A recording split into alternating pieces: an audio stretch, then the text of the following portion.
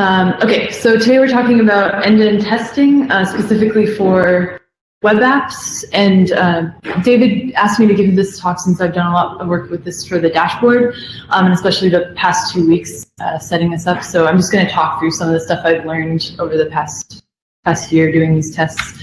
So we're going to talk about what end-to-end tests are, how they should kind of fit into your overall testing.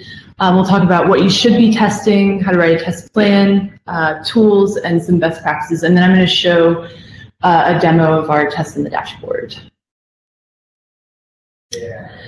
Okay, so before we get into end-to-end tests, I want to talk about the testing pyramid. So the goal with tests, just in general, is not to have them just to have tests, right? The goal is to write tests that actually help you catch bugs before they get to a production environment. And like, although tests can be painful to write, sometimes we have to remember like the goal is actually to make our lives easier in the end. So the testing pyramid is a way of thinking about different kinds of tests that should be used to create a like balanced portfolio for your app and help you actually catch bugs. So at the bottom of the pyramid, we have unit testing, which we're probably all familiar with. And so these tests isolate the smallest units of code to make sure they're working as you expect. So this would be like helper functions, small React components.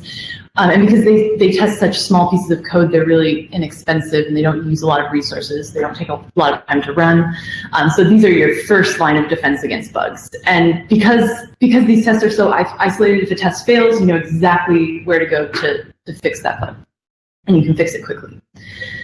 So the next tier up is integration testing.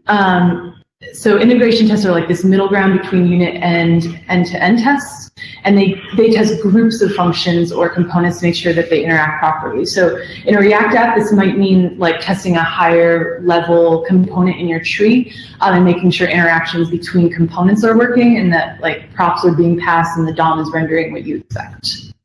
So we've probably all written kind of these first two categories. Okay, so finally we have end-to-end tests, and these are supposed to replicate the experience of the user as closely as possible. So they help to confirm that a feature is working from start to finish from the user's perspective when using the actual app. So this means spinning up a real browser, navigating to the app URL, using some sort of automation software to click through the app and pretend to be a user. So to give you an example of what that might look like, we could take Gmail. If you were to write an end-to-end test for Gmail, it might look something like, first you're going to launch Chrome, then you're going to visit gmail.com in the browser, you're going to log into your account with valid credentials, click on an unread email, and then log out. So that could be just like one flow that you would want to test. So end-to-end tests allow us to cover sections of the app that unit tests and integration tests don't cover. So this is because like unit and integration tests, they take a small piece of the app and assess that piece in isolation. So even if they worked well by themselves, you don't necessarily know that everything will work together as a whole. So on that note, unit tests versus integration tests, I'm sure you've all seen these GIFs. But so having a suite of end-to-end tests on top of unit and integration tests allows us to have a lot of confidence that our app is like working as we expect.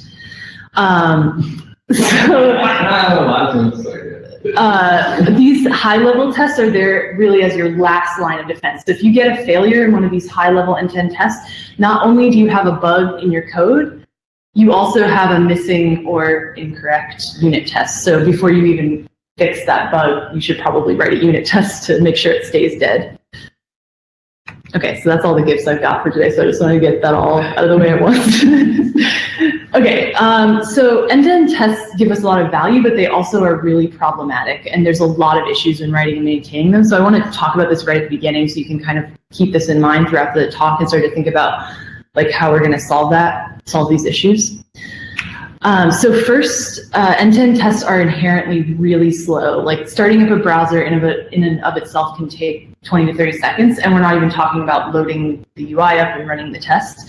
So you may think that's like not too long, but if you're thinking about all the browsers that you might have to test in for a web app, that adds up really quickly. For the dashboard, we support last 2 versions of Chrome, Firefox, Safari, and Edge. So that's already like 4 minutes just to start those browsers, not even talking about test runtime. So if you make the mistake of thinking like tests are awesome and like I should just write a bunch of those, you might end up writing way too many and then realizing you can't run them realistically ever, which is kind of what happened to us on the dashboard when I first started writing these tests, and we've recently just like scaled it back so it's actually practical. So they're also very painful to develop when you have a feedback loop that's so slow like that. Like imagine trying to write a test where you try something and then you have to wait 2 minutes before you can see if that worked or not. I've heard that's like ODrive development. Yeah, that's every day for Steven. Yeah. The error messages are also usually really difficult to understand because there's so many moving parts. Like it could be from the browser, could be from a third-party dependency, could be from the automation software or your test runner. It's like it can be really difficult to tell what's happening. And then non-deterministic issues. So that means it could pass or fail randomly without any noticeable change in your environment or your test code or your app code. Like they often fail because like a page doesn't load quick enough. There's like timeouts, slow responses from APIs. So it's really hard to control everything. So they fail very frequently. And that causes this kind of loop of like unreliable tests. Developers don't want to like deal with them because they're so fickle, and then you end up not using them. And finally, they're really brittle. So they suffer from direct coupling with the user interface, which means they're more likely to break when the UI changes, right? Like you have to actually select an element to click on, so it's very coupled with the UI in that way. So even if you add a new element or reorder things, it can totally break your test and you might not even think about it. So later I'm going to talk about some techniques to reduce this kind of coupling, like using page objects and data attributes, but it's still a big issue. Okay, so now that we have a sense of the issues, I want to talk about what exactly we should be testing. The main takeaway here is that we shouldn't be testing much. At the Nation.js conference last year that me and Joseph and Goldstein went to, there was this guy talking about performance. And his main message was basically like the fastest code you can write is code that doesn't exist. And that's definitely true here. Like the fastest tests are the tests that you don't write. So Google also follows the testing pyramid idea and recommends you want like 10% of your tests to be end-to-end. And I've also heard some people say like you only want 10. Some people follow that philosophy. So next, you want to clearly define the scope of the application before you start writing these tests. So there are some different philosophies on this. Like some people think you should really be testing all the dependencies of the app so that you're sure every component of the system is functioning correctly. And I tend to agree with that. Like that seems to really be the purpose of these tests, to validate the entire system.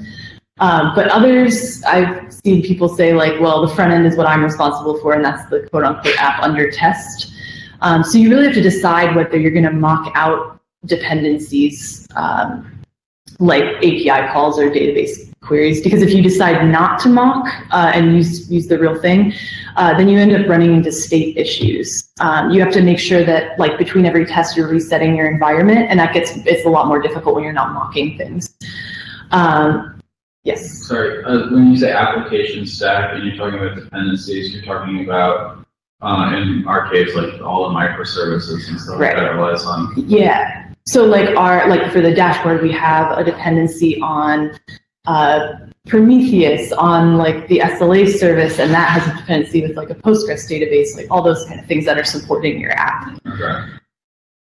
Would that, like in the case of the dashboard, would that also include like all of the services that are deployed in gray matter? No.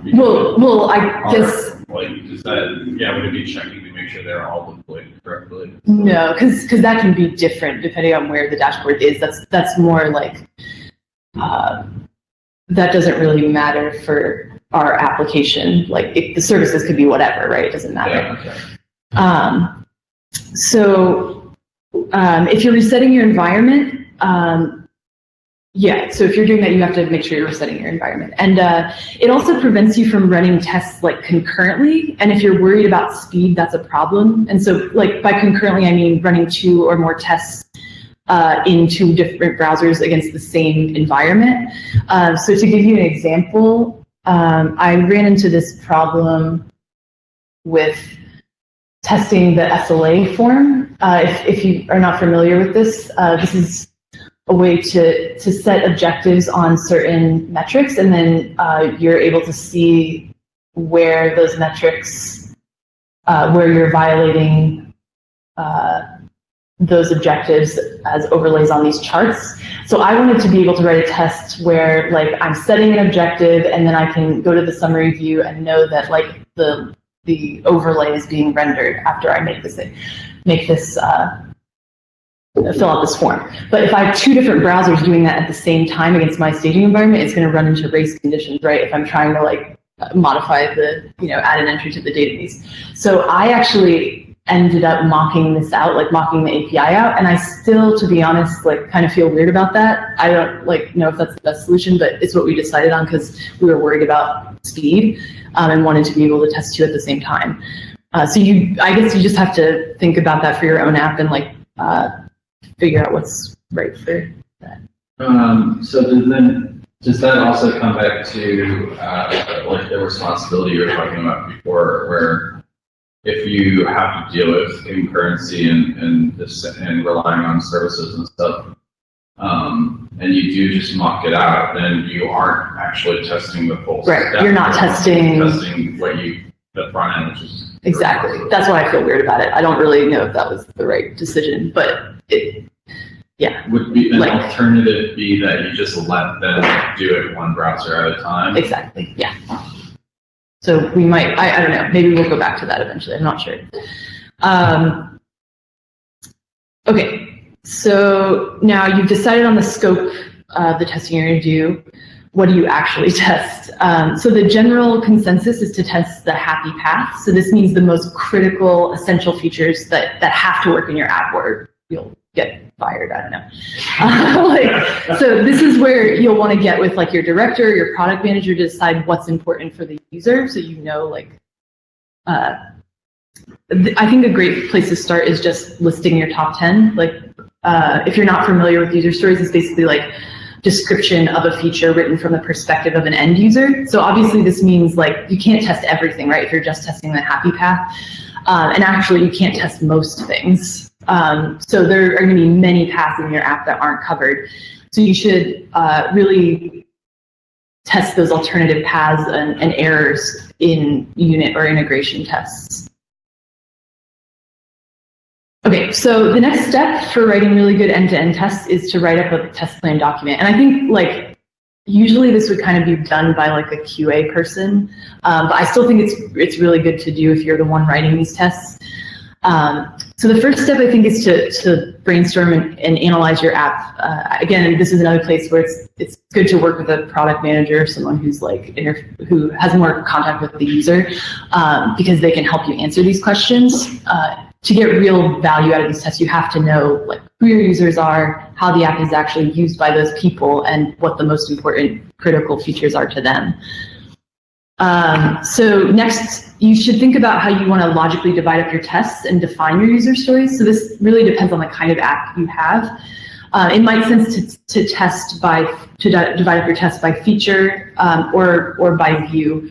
In the dashboard, a lot of our features are isolated by view already. So it made sense for us to organize the test plan and test that way. And I'm going to show you our test plan in a second so you have a better idea of what I'm talking about there. But yeah, and then once you have those user stories and know how you want to organize things, you should write out each step of the story.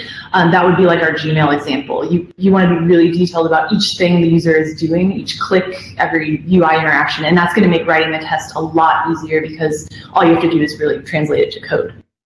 Mm-hmm. When you say write out each step from a user perspective, are you talking about like, so you write the file and then you like make comments, or do you actually like separately write out a plan? Wow, okay. Yeah, so I have like for each view, I think I would probably delete this first part. I wrote this a long time ago. I think I was a little too much. I wasn't really being frugal about my tests. But like for fabric view here, if I'm sure most of us are familiar, but I'm talking about this view. I'm testing searching, I'm testing grouping and sorting, and yeah, I guess these are the main things. And so I'm just, writing out each step. And then all I have to do is basically translate that to code. And it makes it a lot easier. It like reduces the cognitive load of like having to also think about like what you're doing while you're writing the test. So, and then this can be approved by like a product manager or someone. So, yeah. Okay, sorry, let me go back.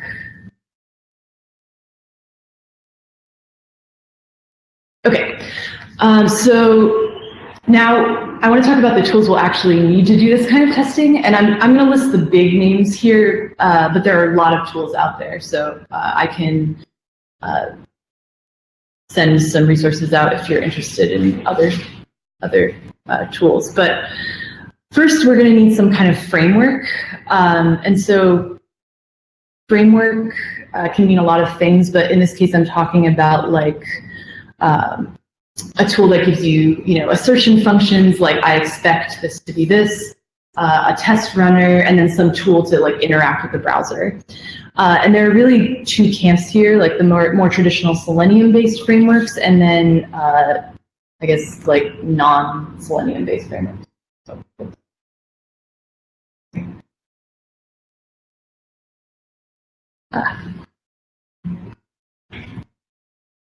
My mouse is freezing. Dumb question, what is Selenium? So Selenium is a tool to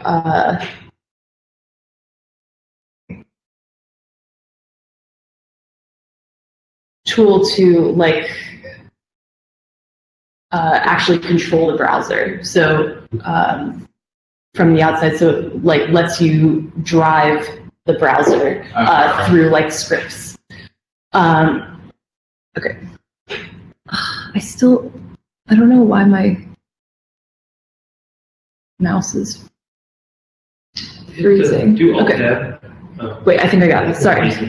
Yeah, I think it has to do with how I'm mirroring it. But anyways, so you might notice like I haven't listed Selenium here, like actually straight up Selenium, and that's because you generally need a lot more tooling with Selenium. Like it's not really a whole complete framework, and it doesn't provide any sort of assertion library or test runner. And for web apps, it seems like it's a lot more standard to use these frameworks that are built on top of Selenium versus just straight up Selenium on its own.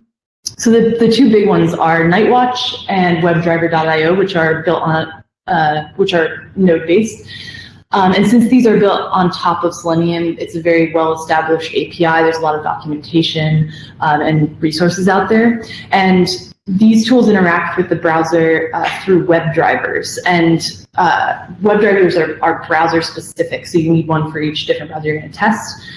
And those drivers bring like a big Java dependency. And that's why in the end we decided to go with like a non-Selenium based solution. So for non-Selenium based solutions, we have Cypress and Test Cafe. So Cypress is the new like hot tool that everybody is into. It has a really nice GUI. It uses Mocha as its test runner and Chai for assertion. So it's very catered to JavaScript developers. And it works by controlling the browser in a similar way as Selenium, but it has its own proprietary version of it. It's not built on Selenium itself. So this kind of means that it has the same sort of problems where you need a different driver for each browser. And as far as I know, they only support Chrome, so it's not really going to help with cross-browser testing as much. And that's something we really wanted for the dashboard. So then we have Test Cafe, which we chose despite it having an extremely dumb name. It's really dumb. It works by serving the test site via proxy server, and then the server actually injects scripts directly into the page, which can control elements that way. And so the cool thing about that is it can be used in any browser, and it doesn't need a separate driver for it. And we also liked it because it provides some built-in helpers for React or Vue. I think there's also helpers for Vue, so you can actually like select elements to click on with the component name or even by props. It does have some weird stuff, like it has its own proprietary test runner, so you can't just use tools that you're familiar with. Like instead of a describe block, It's called like a fixture, and there's just like weird things like that. It takes a second to get used to.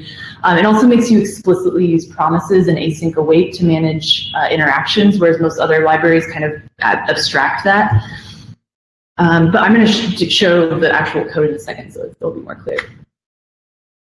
So next we'll need browsers to actually run the tests in. And if you don't care about cross-browser testing, you could just use a headless browser. And a headless browser is just the browser without the head, or the GUI, basically. Like, so you can use a browser without actually having to launch it. So it's good for running tests in CI and things like that.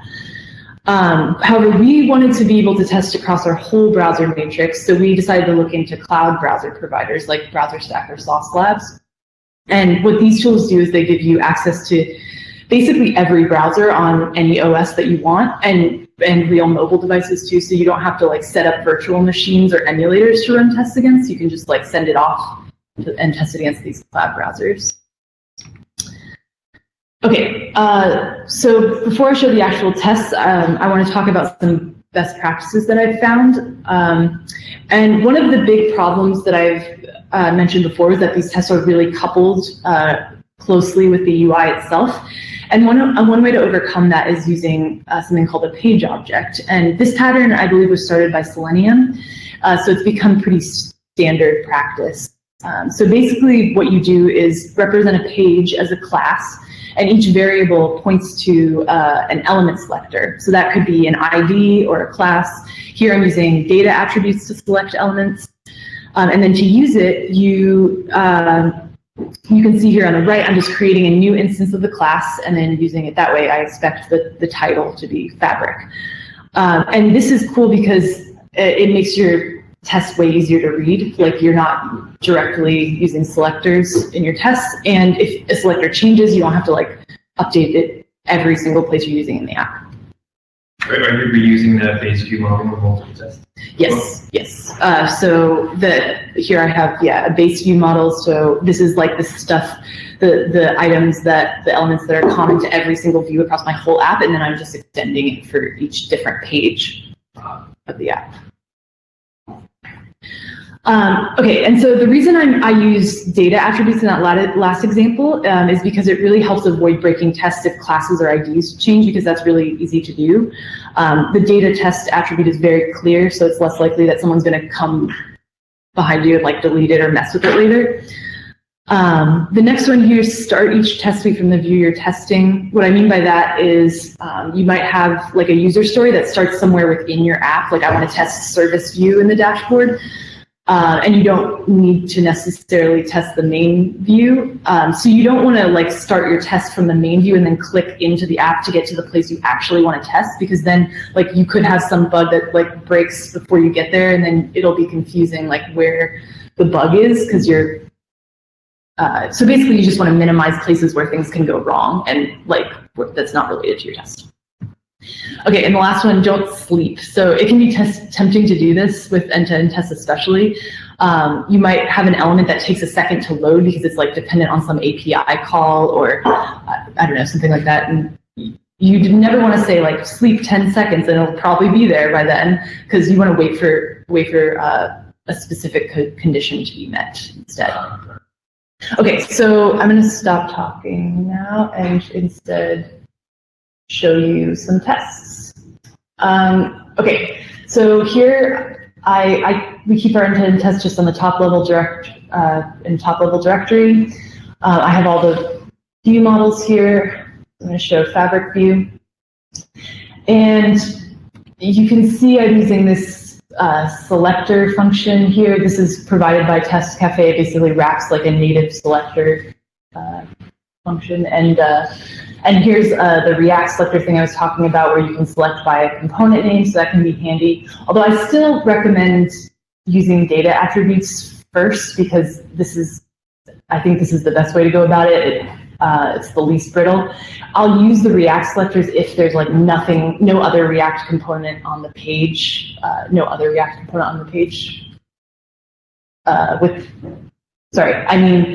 I'll use React selectors if like search input is the only search input on the page. You don't want to do things like, get the first one, because this will break very easily if like something else is added, you know. Yeah, I think you're like on the DOM structure. Right. Yeah, I So, think on the high five, we can't see the whatever you're running right now. We only see the Chrome. oh no. Okay, hold on. Sorry.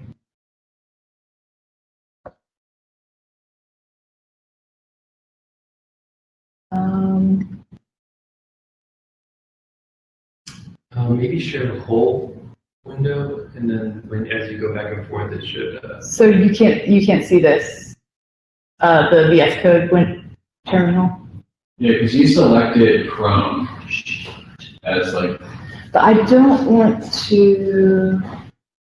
Oh, if you do entire, then you'll see the I think presentation. I think so. Hold on. Well, what if you go out of full screen and then, because VS Code was full screen, right? Hold on. I don't need this though. So sorry guys, 1 second. Just gonna do entire screen. I think it's because VS Code is in a workspace.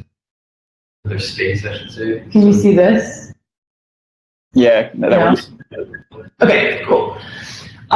Okay, so yeah, this is the selector I was talking about. This is provided by Test Cafe, and then you just pass it the selector. And then I tend to name these like first with the type of thing it is, like this is an input, and then a brief description of the element. Okay, so then here is the actual test, and I'm importing my view model, creating a new instance. And then here's that fixture thing I mentioned. So you give it the title of your test and then a page to run against. And then this applies to all tests that follow it. So here I'm kind of going off of that test plan that I had where I'm validating that filtering is working. I'm validating grouping and sorting somewhere around here. So you can see here there are these they provide these functions where they let you type text. You give it the element that you're trying to type into. You give it the string. So I think I'm just gonna go ahead and run these to show you. So I'm gonna use we have this test cafe command, and then we give it a browser. So this could be anything you have locally installed on your machine, Chrome, Safari. You could do Chrome headless, like this. You could also give it remote browsers. So if you have the Sauce Labs account set up, you can do things like Sauce Labs Test Edge, 17 or whatever, and it will send that off. But for right now, I want to just show you Chrome so we can actually see the browser open and click through the tests.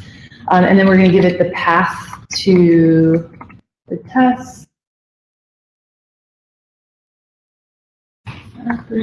Viewed. I think that's more. And then I'm going to slow it down.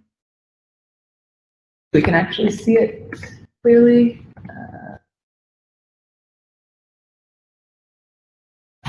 Hopefully this works. Oh no. Wait. Now it's not showing the right window. Okay, can you guys see this? The browser window?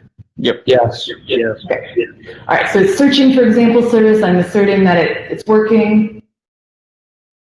Clear it. I'm going to search for bananagrams and make sure that it doesn't come up with anything.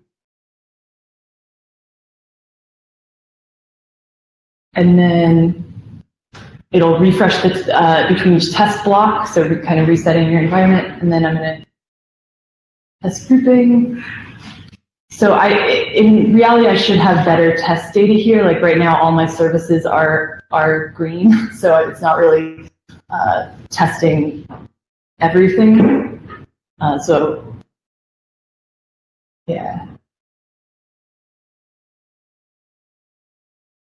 So normally this would go faster, but we could actually see what's happening.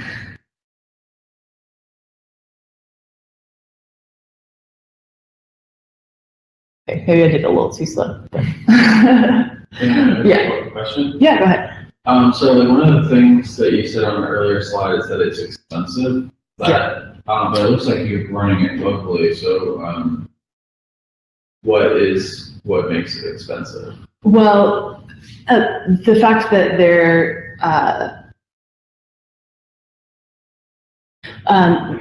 the fact that like you have to spin up browsers and stuff like that, the time cost is part of what I mean. And then also, so what you a lot of times do with these tests is run them against a Docker Compose environment, which is what I'm doing here, so that I can really finely control everything and like the data that's there.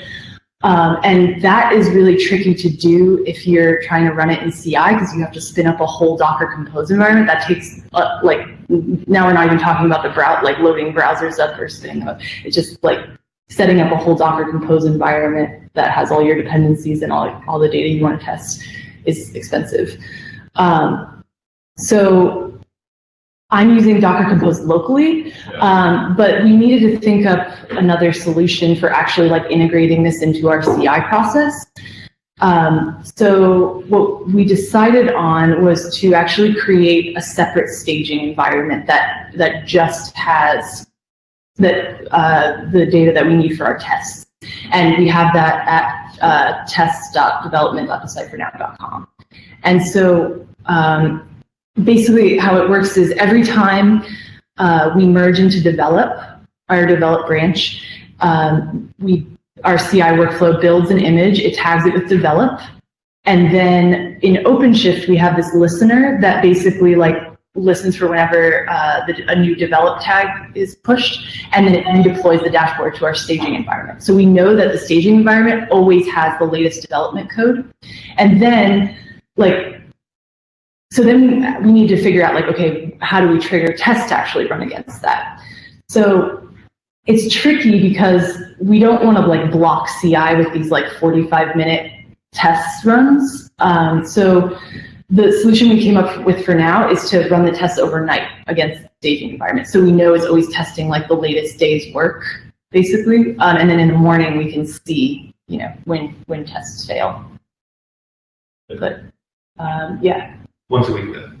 Oh yeah, well, so the goal, like, ideally it would For be now. once every night, Yeah. but right now, we're doing it once a week because we don't have enough hours in our remote browser plan, like for the cloud browsers to test against, so. I got a question. Yeah. What about as an alternative of like, so like we don't want to run on our own machine and then we're paying for a service. What if we just like set up something on those machines? It's Could be, possible. yeah. The good thing about the hosted provider is that we get multiple OSs. Yeah. So it's like we're basically buying ourselves time. Okay. Like we could spend time managing our in-house. We could do like emulation or set up native operating systems.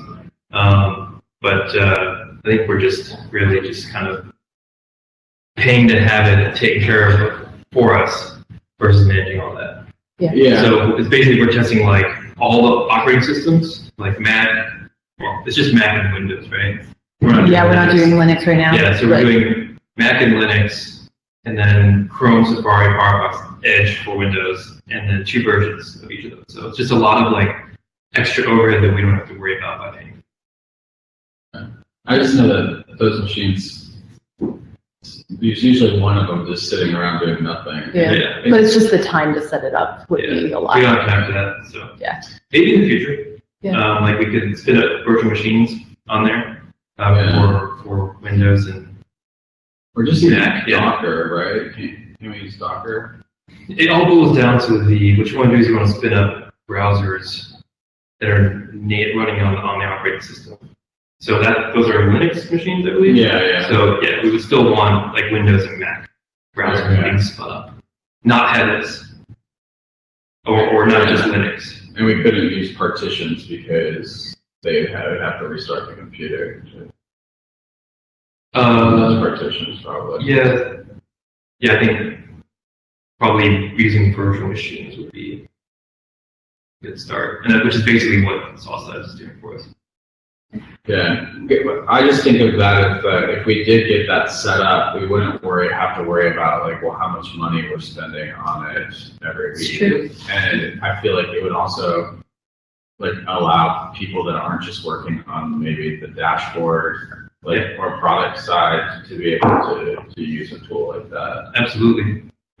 So we started using Sauce Labs like a few months ago. It's not the best tool out there. The UI is really brutal. And I guess we're kind of done evaluating it. We're using it, but the cost it is expensive.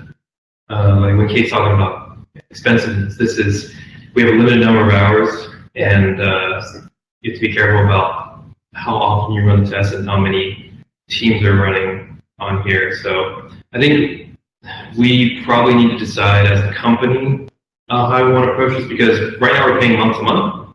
We really should be now transitioning over to a plan with more hours. It's cheaper if you buy an annual plan, and start thinking about getting other teams using it as well. Cool. So this is like an example of like a testing Safari for us. And it just makes a video Yeah. test that you can see afterwards. Yeah, So that's yeah. pretty cool. And then you can also do like live testing where you can just give it, a URL to go to and pick your machine and poke around if you need to do some debugging, whatever. So it can be handy. So how many operating systems are you guys using right now? Just Mac and Linux.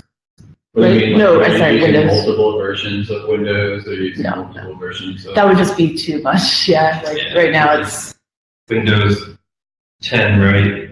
And what version of OS X? I 10.0. think it's the saw High list. Sierra. High Sierra. yeah. But, yeah. Um, I mean, we've like found problems where High Sierra and Mojave's like render things differently. yeah, like this is Edge. I'm testing service view. Like it's super slow. But yeah, I mean that's basically all I have, honestly. So if you have any questions or let me know. One thing, like when you mentioned the writing a test plan, and the critical path, if we can, so there's the concept of user-centric design that I want us to get to, where we do a lot more upfront design, where we kind of understand like the user's pain points, and then distill all that into like what are the most important things that we're built. What are the most important features of the application? Like, well, we should know that up front, and that can tie directly into knowing what to test as well. Great. Yeah, we don't want to become like Jira. Everything is critical path in Jira. It's so bloated. All right. I have a Sorry, Martin, could you say that again? yeah, I have one quick question. So you were testing like Nightwatch and like the other tools, and you mentioned Yeah. you can move like a component or like a specific module to a browser. And like the testing code, would you actually have to modify it a lot, or would it be more of like copy and paste type of operation? Like, would it really be different if you had to use like a different module within those frameworks that are Selenium based? Yeah, you would. I'm not, to be honest, I've never used it, so I don't know how it works exactly. But I know that like Nightwatch, I think Nightwatch gives you some tools to manage those different drivers. But I'm not sure what your actual test code looks like. If you have, I'm guessing your test code would stay the same, and you would just tell it which driver to use. I would assume that's how it works, but I haven't used it myself. But I played around with Selenium, I'm wondering, but I haven't gotten that. Yeah. I don't think I've ever actually done Selenium on its own, to be honest, Neither. but that's cool. Cohort, people, Yeah. they wrote something in Selenium to spam LinkedIn because. Oh, I remember that, yeah. And so when I got the job here, I was like adding people on LinkedIn. And I was like, oh, I'm already friends with Sean McBride. Imagine that. So he was one of my victims. So you use Selenium to like click through LinkedIn and like add people? It's just like That doesn't seem like the most efficient way to do it. But no, so like literally just like basically went through the browser and just manually sent like requests with like with a message that you put into the field. Nice. It was great. Literally in a day, I had like 1,000 people on LinkedIn. That sounds like a nightmare to me, but okay. We could actually use Selenium to like do our timesheets for us. Yeah. That's a good use True. case. Tracking Friday. Yeah. Yeah. All right, cool. Well, thanks everyone for coming.